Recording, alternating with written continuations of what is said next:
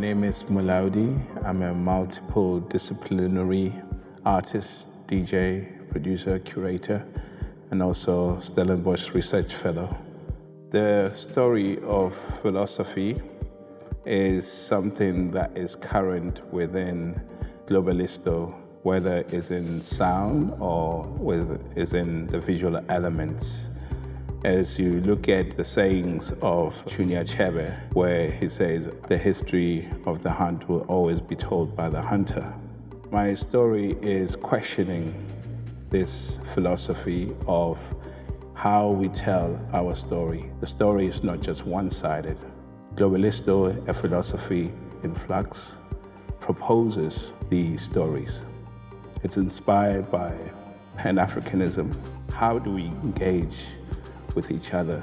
How do we create a community within where we live? And how do we create this lineage, this conversation, not just on the continent, but across different continents, connect the diaspora? At the beginning, my artistic choice is a community, friends, people that I have known, that I want to be friends with, that I like their work.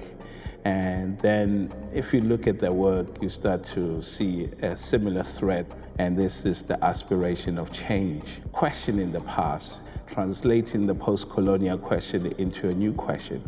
How do we move towards the future? The Globalisto philosophy in flux questions this histories that have been created. How do we feel about ourselves? How do we look at the continent of Africa? How do we look at the Black experience? So the works of these artists question these preconceived ideas. How do we create a council culture, counsel each other, create a society where we can have conversations? If you look at the history of Western museums, I guess it depends on the trend of a specific country. And of course, those audiences are shaped by the history, their education that they receive. So as an exhibition like Globalisto is groundbreaking in the sense that it's asking those questions. How can we be more inclusive? And how does this conversation move forward? Not just now, but in terms of the historical purpose. How can the next generation know about this work, where it's not just entertainment, but actually a conversation that we are having? I believe that everything is political, even though you might say that nothing is political.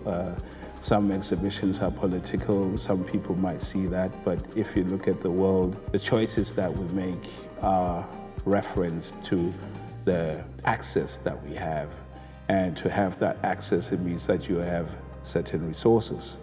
And how do you have those resources? Who are the people that have those resources? Who does not have those resources?